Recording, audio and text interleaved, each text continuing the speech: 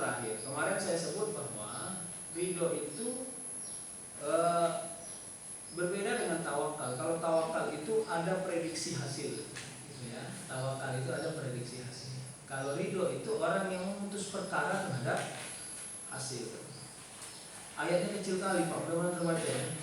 Silahkan dilihat Quran surah Yunus ayat 7 dan 8. Bismillahirrahmanirrahim. Innal ladzina la yarjuna liqa'ana wa radu bil hayatid dunya wa ma'anu biha wal ladzina hum an ayatina ghafilun. Ulaika ma'wahum an-nar bima kanu yaksibun. Kata Allah, orang-orang yang tidak mengharapkan atau tidak percayakan pertemuan dengan kami dan merasa puas dengan kehidupan di dunia serta merasa tentram dengan kehidupan itu, dan orang-orang mengalihkan ayat kami, mereka itu tempatnya neraka disebabkan apa yang selalu mereka kerjakan. Jadi Bapak Ibu, ada orang-orang yang tidak mengharapkan bertemu kepada Allah dan merasa bahwa dunia ini adalah tempat yang paling nyaman.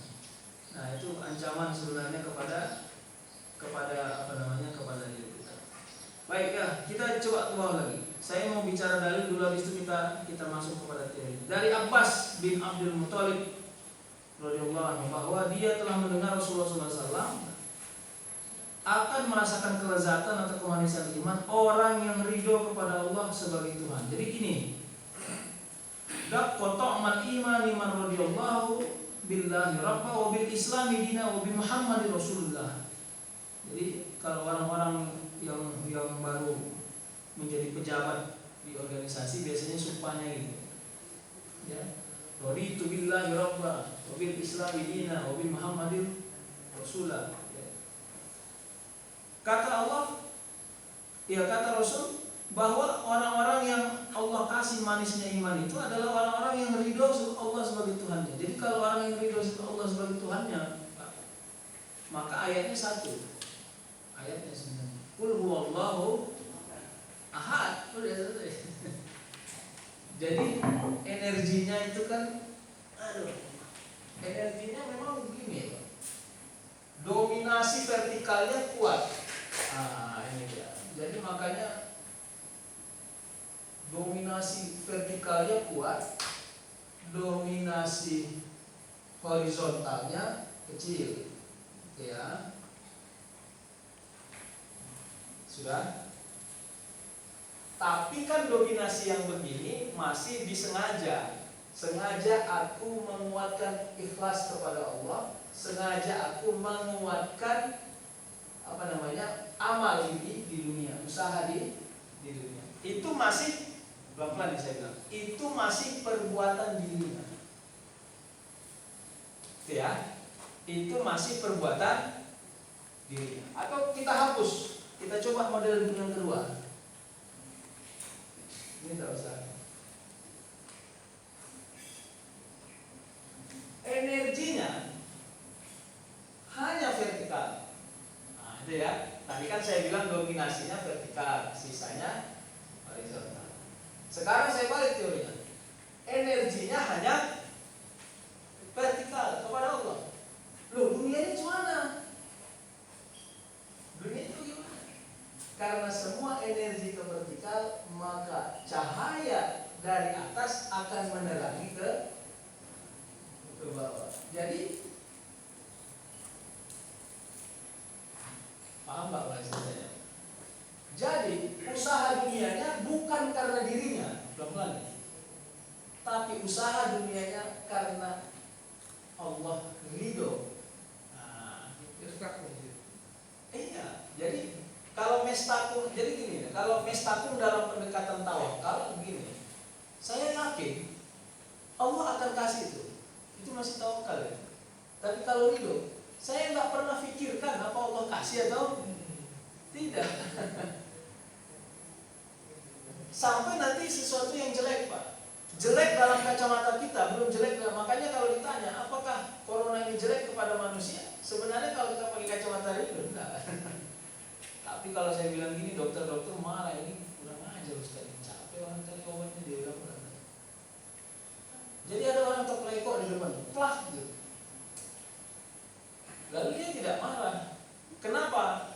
Karena energi ridhonya muncul. Tapi kan pesannya sangat Jabariyah tahu nggak Jabariyah? Jabariyah itu memutuskan perkara terhadap perbuatan, menyerahkan semuanya kepada Allah. Orang Jabariyah itu kesannya malas. Ya, kalau makan gitu, kalau nggak itu tergantung Allah saja lah. Jadi sebenarnya memutus peta konsep dengan Jabariyah, kita tidak punya hubungan terhadap Jabariyah. Jadi hubungannya gimana? Gini, jadi gini, Allah yang kasih tempatnya. Kalaupun dia jalan bekerja, dia menganggap yang bekerja itu bukan hanya tubuhnya. Jadi kan mau cari uang nih ceritanya. Yang bekerja itu adalah keizinan Allah kepada tubuhnya supaya tubuhnya bekerja menjemput rezeki dari hasil kerja. Nah, jadi sudah berubah namanya gitu. Kalau nggak kerja mau makan apa kau? Itu kalimat itu nggak pernah keluar dari orang-orang yang ridho. Kalau nggak kerja mau makan apa kau? Nggak begitu. Karena orang bekerja bukan untuk makan sebenarnya. Orang bekerja itu adalah memenuhi sunnatullah sebagai manusia mencari rezeki. Karena rezeki itu sebenarnya sudah ada babnya. Sudah ada babnya. Jadi beginilah sebenarnya maka yang disebut raditu billahi rabba itu adalah orang yang ridho bahwa Allah itu Tuhan. Kalau ridho Allah Tuhannya, maka apapun yang ditetapkan oleh Allah, maka dia tidak pernah komplain. Kalau kemarin dalam kelas filsafat ini kan sekarang pelajaran daring gitu ya. Gara-gara itu mahasiswa sibuk dengan kuota. Ada pertanyaannya gini. Saya bilang hukum alam, bicara hukum alam. Ini mohon maaf agak lari dikit, tapi nanti ketemu kita. Saya bilang dulu waktu zaman kuno, akal tidak diberi kesempatan mencari kebenaran, karena kebenaran ditentukan oleh alam. Mereka bilang, orang dulu kenapa begitu? Oh iya, dulu nenekmu marah kalau kau bentik buku malam-malam karena itu membuat kau cepat mati. Benar nggak itu Pak? Kalau orang bikir, perawan makan di depan pintu katanya jodohnya jauh. Kalau kupu-kupu masuk ke rumah tandanya tamu datang. Itulah kebenaran hukum alam yang tercipta sehingga akal tidak diberi ruang mencari kebenarannya. Paham gak? Jadi pada zaman Yunani kuno dulu, kebenaran itu diciptakan oleh alam, tidak diciptakan oleh akal manusia. Tapi di era modern, akal manusia mencoba mengkritisi kebenaran alam. Makanya ketika ada orang, jangan seperti itu malam-malam juga jangan. Ya mitos itu. Berarti dia sedang mengkritisi hukum alam. Jadi sebenarnya ini yang bekerja terus. Maka saya mau bilang bahwa nanti ada saatnya. Tadi kan saya bilang hukum alam tidak memberi ruang akal mencari kebenaran. Jadi saya bilang gitu kan. Ada saatnya. Manisnya mendapatkan ridho dari Allah membuat akal tidak bekerja melawan Allah. Nah, itu dia. Nanti kalau saya bilang akal tidak bekerja, nanti saya aneh juga. Akal bekerja, tapi dia tidak untuk melawan Allah. Bagaimana modelnya? Itu ketemu kita dengan orang yang asam uratnya tinggi masih tetap sholat, kan ngeyel betul itu orang. Itu tetap orang yang udah dibilang dokter asam lambungnya tinggi tetap puasa, itu gila betul itu orang. Kenapa? Manisnya mendapatkan ridho dari Allah membuat akalnya tidak berani membantah semua kesempatan yang diberi Allah. Jadi jangan datang ke masjid itu kesempatan yang diberi Allah, jangan main. Punya uang tidak sedekah itu Allah tidak kasih kesempatan. Allah kasih peluang, tapi Allah tidak kasih kesempatan. Jadi ada perbedaan yang sangat tajam. Makanya saya selalu saja mengatakan setiap ada kesempatan beramal baiklah, beramal solehlah. Kenapa? Karena bisa jadi Allah kasih tempat di sana kita berbuat baik. Jadi dikasih peluang tapi kita tidak mau. Jadi ada namanya kalau dalam teori the shopping theory. Apa agak keren sedikit Pak ya? The shopping, tidak pernah saya terangkan belum udah kayaknya ya. Shopping theory dulu. The shopping theory. Ini teori yang dikembangkan oleh siapa itu ya? meneliti orang-orang Eropa yang meneliti Aceh pasca tsunami.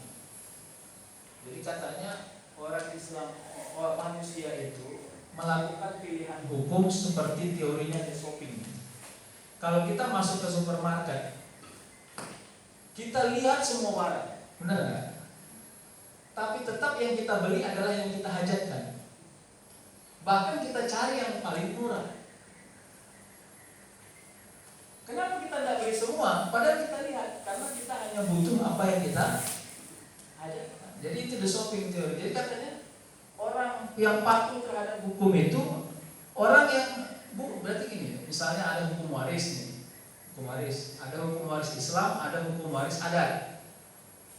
Dia pasti cari hukum waris yang paling menguntungkannya untuk dipatuhi. Kenapa? Karena cara akal manusia bekerja seperti teorinya de shopping ini. Jadi ini jangan diberlakukan sebenarnya dalam hidup kita, itu maksud saya. Jadi kalau Allah kasih kesempatan, maka jalani. Jadi kalau masuk supermarket, selama uangmu banyak, beli semua. Kira-kira teori dalam amal itu. Jangan hanya beli apa yang kau perlu. Lagi pengen banyak uang, sholat duha. Udah banyak duitnya, lupa sholat duha. Lagi pengen sehat, sholat hajat. Udah sehat, nah jadi sholat hajat. Jangan gitu, itu masih the shopping tuh, pakai teori the shopping. Jadi semua, lagi banyak energimu, lagi banyak uangmu, lagi banyak amalmu, lagi banyak ilmu lakukan. Sebenarnya itu teori. Baik kan? Itu satu. Yang kedua, saya kira ini konsep juga sangat matematis. Mungkin Bapak Ibu sering menonton ini di YouTube, tapi saya ulangi supaya menguatkan saja. Karena hampir sama, cuma saya mau mempopulerkan teori ini. Bukan teori ya, matematika ini. Jadi matematika rezeki katanya kan begini ya. 1 dibagi 1 sama dengan 1 dibagi 10 sama dengan 0,1. 1 dibagi tidak ada sama dengan bukan 1, Pak. Iya, bukan 1. Kenapa bukan 1? Begini dia teorinya. Karena 1 dibagi 0,1 sama dengan berapa? 10. 1 dibagi 0,001 sama dengan 1000 ya. 1 dibagi dan seterusnya. Berarti kalau 1 dibagi tidak ada, unpredictable. Jadi matematika ini harus kita yakini sebagai orang beriman. Makanya dalam surah Al-Ikhlas itu tidak ada satu kalimat pun ikhlas, karena Allah sebut ahad. Serius ikhlas. Serius, pakai energi yang paling tinggi ya. Ya, ahad. Ikhlas itu orang yang berani mengatakan Allahu ahad. Ketika orang sudah sebut Allahu ahad, maka dia tidak pernah hitung dia punya uang berapa. Dia tidak pernah hitung dia punya kerjaan apa. Dia tidak pernah hitung apakah keturunannya dimuliakan atau tidak dimuliakan. Karena bagi dirinya adalah ketika Allah mencintainya dengan cara taat, menjauhi keingkaran, itu sudah melebihi dari apapun. Sangat personalistik sebenarnya. Tapi kenapa sangat personalistik? Kita buka rahasianya dikit ya. Karena di yaumil hisab kita nggak pernah saling bantu. Nggak ada. Hanya Rasul yang bisa memberi syafaat. Nggak ada yang lain. Doa anak kepada orang tua, syafaatnya itu melalui dunia, tidak melalui yaumil hisab. Jadi ketika nanti yaumil hisab, masih bisakah anak mendoakan orang tuanya? Tidak bisa lagi. Disinilah saat. Yang bisa itu yaumil hisab hanya Rasulullah kepada para umat. Jadi jangan bilang tuh ini orang ngeyel ini asik sholat sendiri aja. Jangan, karena memang ibadah itu personalistik. Cuman, itu dia.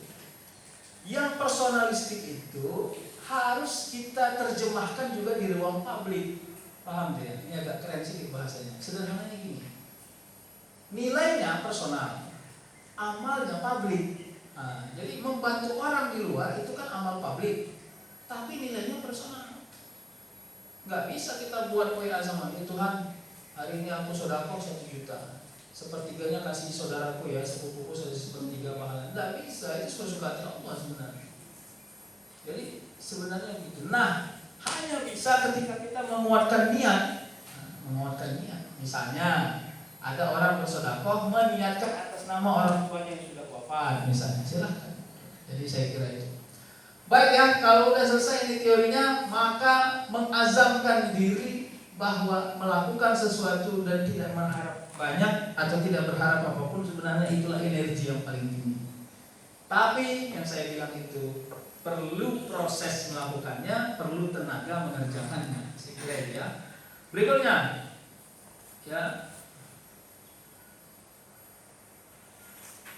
ada Al-Bayyinah ayat 8. Jazaohum inda rabbihim jannati adnin tajri min tahtiha al-anhar khalidina fiha abada radhiyallahu anhum wa radu an dzalika liman khasyiya. Kata Allah, balasan orang-orang yang dekat kepada Allah ialah surga adn yang mengalir di bawahnya sungai-sungai, mereka kekal di dalamnya. Allah ridho kepada mereka dan mereka pun ridho kepada Allah. Ya. Radhiyallahu anhum wa radu'an. Itu kalau perlu di underline. Itulah sebenarnya ending dari semua amal. Radhiyallahu anhum wa radu'an, itulah sebenarnya ending dari semua amal. Ya. Jadi, zalika liman khasyiya rabbah. Yang demikian itu adalah balasan bagi orang-orang yang khasyiyah rabbah, takut kepada Allah. Takut itu bukan makna seperti manusia menjumpai hantu, tidak. Takut itu khawatir yang tinggi, dia terjebak dalam kesalahan. Itu takut dalam makna tasawuf. Takut yang disebut itu adalah orang yang tersia-siakan amal baiknya. Coba ini bahasa tersia-siakan amal baik ini. Siapa itu orang yang tersia-siakan amal baiknya? Atas kebaikannya dia sombong, atas kebaikannya tidak lurus niat, atas kebaikannya terlalu pamrih. Jadi sebenarnya kepada Allah itu tidak boleh pamrih. Sebenarnya kalau mau pakai Pak Ustadz, tapi kata Allah udhuni astajib lakum. Iya. Mau diajarkan doanya. Ya Allah ya Tuhanku, Kau beri aku tempat meminta maka aku meminta. Buatlah aku meminta untuk dekat kepadamu sehingga aku tidak pernah meminta sesuatu yang lain selain dari dekat kepadamu. Itu sebenarnya doa yang paling tinggi. Tapi pasti doa itu kalaupun muncul dia di akhir, tidak di awal. Tidak. Coba. Kenapa Rabbana atina fid dunya hasanah wa fil akhirati hasanah wa qina azabannar di akhir? Karena setelah manusia yang sibuk meminta dunianya, diingatkan bahwa dia juga meminta bahagia akhirat. Tapi doa itu tidak usah diamalkan. Pelan-pelan ya, apa minta aja dunia. Sampai nanti akhirnya kita jenuh meminta dunia. Dan kita memilih dalam setiap baik-baik doa kita, kalimatnya adalah kalimat-kalimat taqarrub ke Allah, ingin dekat kepada Allah. Jadi sebenarnya itu menjadi peluang. Kalau ditanya apa zikir yang paling asik kita membacanya, setiap orang berbeda. Pokoknya lisan kita ini kepengen saja mengucapkan itu. Apa? Coba tanya kepada diri kita, tidak usah dijawab di sini, jawab saja di dalam hati kita masing-masing. Zikir apa? Biasanya kalau kata guru saya dulu, itulah tanda kecondongan kita kepada Allah. Kalau menurut dia ya, tapi guru saya dulu dia ngomongnya sambil ketawa-ketawa gitu, apa ece-ece apa serius tidak tahu juga. Jadi katanya gini, kalau bibirmu selalu saja ingin mengucap alhamdulillah, berarti kau ahli syukur gitu. Hatimu mudah bersyukur dan Allah melatih dirimu terus bersyukur. Kalau lisanmu selalu saja ingin mengucapkan istighfar, berarti hatimu dilatih Allah untuk bertaubat. Dalam setiap momen kau harus bertaubat. Kalau hatimu selalu saja ingin mengucap subhanallah, berarti kau diminta untuk memuji kebesaran Allah. Tapi kadang-kadang lisannya suka merepet. Nah itu perlu ditanya itu. Zikir apa yang jadi gini loh. Kalau pakai bab hakikatnya, lisan memisahkan diri dari akal. Kenapa? Karena dia sudah terlalu asik terlatih dekat kepada Allah. Kayak mana itu ya? Iya, akalnya tidak pernah bilang kalau dia suruh berzikir, tapi ini lisannya ngeyel ya. Kenapa? Dia sudah asik. Jadi itu kenapa dia bisa tangan disuruh bersaksi, telinga disuruh bersaksi, hidung disuruh bersaksi, mulut disuruh. Kenapa? Kesaksiannya sangat individualistik. Karena semuanya punya gerakan beda-beda. Tangan ini punya beda zikir yang berbeda dengan hidung. Hidung ini punya zikir yang berbeda dengan telinga. Semuanya punya zikir yang berbeda. Maka mereka punya rasa dekat kepada Allah yang berbeda-beda. Sebenarnya ya. Nah, oleh karenanya itulah kalau mau ditanya nanti seberapa dekat kan wa iza sa'alaka ibadi anni fa inni qarib itu dekat. Gini, aku punya kawan dekat, tapi nggak pernah jumpa sama kawan dekatnya. Pertanyaannya, dekat kayak apa itu? Lalu para ulama menyebut qarib itu adalah dekat yang tak tersentuh. Tidak pernah berjumpa tapi merasa dekat. Tapi orang-orang hakikat bilang qaribnya Allah itu adalah dekat yang sangat berhadapan, bahkan melebihi dekatnya manusia dengan kulitnya, bahkan melebihi dekatnya manusia dengan aliran darahnya. Ya itu tadi. Makanya muncullah Rabi'atul Adawiyah dengan mahabbahnya, muncullah konsep al-ittihad, muncullah konsep fana. Tapi saya kira saya hanya ceritakan itu sebagai contoh saja, bahwa banyak orang yang tergila-gila terhadap itu energi itu karena Allah sudah buka tabirnya. Jadi kerja manusia hidup ini adalah mencari rahasia Allah. Kalau halaman kita banyak sampah, maka kita akan sapu. Setelah disapu apa yang kelihatan? Halamannya menjadi bersih. Selesaikah tugas? Selesai. Tugas dunia selesai. Pertanyaan berikutnya yang payah untuk dijawab, apakah orang yang punya halaman yang bersih itu hatinya pun bersih kepada Allah? Dan itu yang payah menjawabnya. Jadi itulah alam hakikat itu. Itulah alam hakikat itu. Oke ya, nggak usah jauh-jauh nanti ngelantur. Baik. Jadi kata Allah, radhiyallahu anhum wa radu'an, itu underline. Kalau Allah sudah ridho kepada kita dan kita ridho kepada Allah, maka hubungan simbiosis itu muncul. Oke, kita tarik kalimat mestatung lah supaya enak. Mestatung itu disitulah muncul. Semesta mendukung. Apa yang kita minta dikasih Allah, apa yang kita hajatkan dikasih Allah. Tapi hati-hati, ada istidraj. Setiap rezeki dunia ada potensi istidraj di dalamnya. Ya, sudah saya ceritakan apa yang disebut Mustafa Bisri itu kan, di sini tentang dia yang di perempatan. Udah kan Pak, pengamen belum? Ada pengamen, dia kata gini, saya bahagia sekali, sepertinya doa saya selalu saja cepat dikabulkan Allah Subhanahu wa ta'ala. Saya bahagia, saya merasa orang yang paling beruntung. Kiai Haji Mustafa Bisri, Gusmus. Sebentar saja saya berdoa, segera Allah kabulkan. Sebentar saja saya berdoa, segera Allah kabulkan. Saya merasa Allah menyayangi saya. Sampai pada suatu hari saya bawa mobil gitu. Ya, ketika berhenti di perempatan lampu merah, datang seorang pengamen. Dia nyanyi di mobil saya, tapi suaranya nggak asik. Suaranya jelek. Akhirnya karena saya terganggu dengan suaranya, sebentar saja dia masih bernyanyi, saya sudah kasih dia uang dan dia pergi. Dia bahagia pengamen itu. Kenapa? Karena dia belum sempat menyelesaikan tugasnya, dia sudah saya kasih imbalan. Lalu kata Gusmus, terpikir saya sebentar, kenapa saya kasih dia lebih cepat? Padahal saya jengkel mendengar suaranya.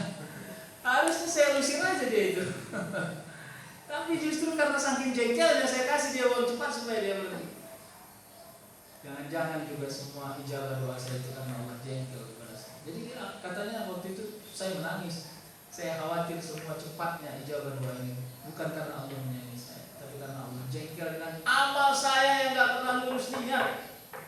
Amal saya yang potensinya sombong. Nauzubillah. Makanya al-ilmu nurun. Ya, ustaz yang sombong akan dibuat Allah mulutnya, lidahnya terkecoh. Saya termasuk orang yang percaya kalau ada orang jadi imam, dan saya pernah mengalami itu. Habis itu saya beristighfar panjang-panjang. Jadi cuma saya yang paling warak bisa jadi imam. Kira-kira gitu kan, sesekali kita mampu membatin seperti itu. Namanya manusia yang kotor, manusia yang selalu membuat salah. Itu keseriokan Allah masih lidahnya. Saya pernah surah Wadduha saja saya bisa lupa. Wadduha wal laili idza saja. Diingatkan dari zaman belakang. Akhirnya qul huwallahu ahad diganti. Sederhana, kalau bicara ilmu hakikatnya sederhana. Wahai manusia yang sombong, kalau aku sudah enggak ridho lidahmu menceritakan kebenaran, aku buat kau hina melalui lidahmu. Alhamdulillah. Ngeri, Pak. Merinding.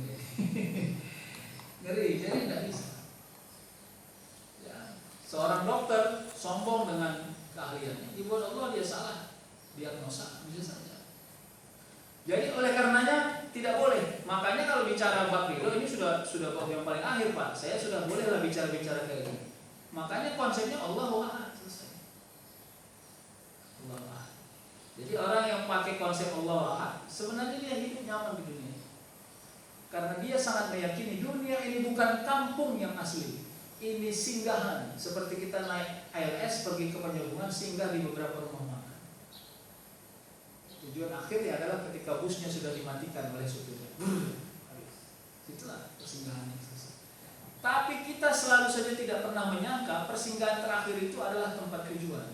Karena kita, ada nggak itu? Saya dulu waktu saat itu naik ALS, kalau berhenti di rumah makan kisaran senang tuh. Kenapa? Karena makanannya enak, harganya murah. Wah, nanti kita berhenti di situ. Ayo, nggak usah makan dulu, nggak usah makan. Nanti kita makan di situ. Gitulah contoh di mana orang-orang yang terlalu bahagia dengan persinggahan-persinggahannya, sehingga dia lupa bahwa persinggahan terakhirnya adalah di sana. Tapi kalau saya ngomong gini, dibilang ini Ustadz ini menjual apa dia, menjual rasa takut. Tidak juga. Kadang-kadang ada orang lupa kampung akhirnya. Jadi radhiyallahu anhu marwan zal kalimat khasyarah. Takut hanya kepada Allah. Ya. Jadi walam yakhsha illa Allah. Tidak boleh takut kecuali Allah. Makanya ada tulisan Mas Risi Tanggam, doktor. Walam yakhsha illa corona. Jadi semua orang sekarang tidak takut kecuali kepada corona. Nauzubillah. Tapi nggak boleh sepele juga. Sepele nggak boleh. Imunitas tubuh silakan ya. Jam 10 itu saya nggak tahu, katanya ada apa namanya itu ultraviolet B katanya. Ada A, ada B, saya juga nggak paham. Jadi akhirnya jam 10 orang di kompleksnya ramai di luar kayak pajak. Sikit lagi ya. Wa ma min dabbatin fil ardi illa 'alallahi rizquha wa ya'lamu mustaqarraha wa musta'udaha fi kulli kitabin mubin. Dalam surah Hud ayat 6. Kata Allah, tidak ada suatu binatang melata pun di bumi ini melainkan Allah yang memberi rezekinya. Titik. Tidak ada koma itu. Illa 'alallahi rizquha. Jadi kalimat Allah langsung disambung kepada Allah. Berarti tidak ada singgahan apapun. Dan dia mengetahui tempat berdiam binatang itu dan tempat penyimpanannya, semua tertulis dalam kitab yang nyata. Jadi di Lauhil Mahfuz selesai. Kita ini hanya menjemput sesuatu yang tidak pernah, ya sesuatu yang tersirat, sesuatu yang tidak tertulis. Jadi Pak Ustadz, apakah takdir bisa berubah? Jawabannya bisa berbeda-beda. Bapak Ibu mau jawab yang mana nih? Mau jawab yang hakikat kah atau yang majazi? Kalau yang majazi saya bilang bisa. Tapi kalau yang hakikat yang nggak bisa, karena yang berubah itu pun sudah ditulis oleh Allah. Manusia disangka bisa merubah takdirnya, tapi sebenarnya Allah sudah lakukannya. Seorang anak, saya ceritakan seorang anak yang buka kulkas. Mungkin udah tapi lupa. Jadi ini anaknya 3 tahun ini, kerjanya mau buka kulkas saja, tapi tidak pernah bisa-bisa, gitu. Asal buka kulkas nangis. Tapi tiap hari dia selalu berusaha buka kulkas. Mainannya adalah kulkas itu. Kenapa? Kalau kulkasnya terbuka, dia ambil air mineral kayak yang di depan ibu itu. Dia cucuk, dia main-mainkan air itu sampai tumpah-tumpah. Orang tuanya marah gitu. Akhirnya semua air mineral kalau di atas, kalaupun terbuka kulkasnya dia tidak bisa jangkau itu, kira-kira gitu. Tapi dia ngeyel betul, terus usaha. Sampai pada akhirnya suatu hari orang tuanya kasihan, nanti dia merasa minder. Akhirnya lagi dia tidur anak ini, dibuka ibunya kulkasnya dikit, diganjal supaya enak membuka. Air mineral yang di atas ditaruh di bawah, tusukannya juga ditaruh. Begitu anak ini bangun, dia buka, ternyata udah, bahagia, bisa buka kulkas. Dia bilang tuh, heboh, dia menganggarkan kepada ibunya bahwa dia bisa buka. Atas usahanya bertahun-tahun, berbulan-bulan, hari ini bisa gitu. Kira-kira seolah-olah karena energi dia baru bangun tidur, dia kuat, kira-kira gitu. Dia lihat ada apa yang dia bilang, Teo mah bisa adek mah. Mamanya pun dengan seolah-olah terkejut, alhamdulillah udah bisa juga adek buka kulkas. Padahal semua sudah disetting oleh. Kira-kira cara kerja takdir yang berubah itu. Jadi kalau Allah sudah ridho, Allah yang kasih jalan. Tapi dibuat manusia berusaha supaya manusia merasa itu usahanya gitu, supaya dia percaya diri. Bahwa dia membuat itu. Kenapa supaya percaya diri? Supaya dia terus berharap kepada Allah. Jadi kalau orang yang paham hakikatnya, dia tidak terlalu berbahagia dengan itu karena dia berbahagia Allah sudah izinkan. Makanya dalam konsep tasawuf, keberhasilan itu potensinya adalah menundukkan diri. Ini dia masuk kita ke gambar ini sebenarnya. Gambar yang paling bawah itu, yang paling atas. Tapi nanti ya, kita jangan hari ini belum selesai. Bacaannya di situ ketundukan nomor 4, nomor 5. Sebenarnya ini sudah digambar oleh ayahanda kita. Cuman saya buat versi yang aslinya saja, versi tulisan tangan saya. Jadi cuman satu saja konsepnya, nggak banyak-banyak. Apapun keberhasilanmu, kalau kau belum tunduk, berarti itu belum lurus jalan. Siapa itu orang yang berilmu? Orang yang merasa tidak punya ilmu. Siapa itu orang yang kaya? Orang yang merasa tidak punya harta. Jadi Bapak Ibu benar itu. Ya, benar itu. Kalau kita masih bicara ilmu secara metodologi, berarti kita belum sampai pada puncak pengetahuan. Tapi kalau lisan kita tidak mampu bicara ilmu secara metodologi, berarti Allah sudah kayakan kita dengan ilmu. Jadi kesimpulannya terbalik. Jadi ada orang, Bapak silakan ceramah, saya mau ceramah apa ini? Saya tidak tahu. Kenapa? Allah kunci ilmunya. Tapi begitu nanti disuruh dia, terserah Bapak mau ceritain apa, baru dibuka Allah. Kenapa? Al-ilmu nurun. Ilmu itu cahaya. Jadi ilmu itu bukan hanya sekedar mengasyikkan telinga didengarkan. Jadi itu pada level yang sederhana. Ya. Maka kalau ada orang ketemu diam-diam aja, nggak sombong gitu, tidak mau menceritakan kehebatannya karena dia merasa tidak punya ilmu, ya itu memang begitulah hakikat orang yang berilmu. Hakikat orang yang berilmu itu merasa tidak punya ilmu, dan tidak merasa tidak punya ilmu itu tidak ditunjukkan gitu. Tidak dia ngomongin, saya ini kan orang yang gak berilmu, saya ini kan orang yang gak berilmu. Itu apa dibilang-bilang? Kalau gak berilmu diam-diam lah, apa itu banyak ngomong? Kira-kira gitu. Oke ya. Jadi kata Allah, semua rezeki sudah Allah beri. Jadi teorinya sederhana. Makanya orang-orang dulu asal ada anak dianggap ada rezeki. Orang sekarang ada anak garuk kepala. Ya. Salahkah itu? Sebenarnya salah karena Allah mempersempit rezekinya. Jadi gini, cara Allah mempersempit rezeki itu bukan mengurangi nominal. Allah itu sebenarnya tidak begitu tidak begitu fokus kepada nominal. tapi manusia terlalu fokus kepada nominal. Allah itu sering mengganti suasana manfaat, bukan nominal. Hati-hati. Banyak orang yang tersugesti dengan nominal, dikasih nominalnya banyak, tapi manfaatnya dihilangkan, hidden, tidak kelihatan. Makanya semua anak lahir dengan rezekinya yang dititipkan kepada orang tuanya selama dia masih bergantung hidupnya pada orang tuanya. Itu jangan dibantah, itu tidak boleh.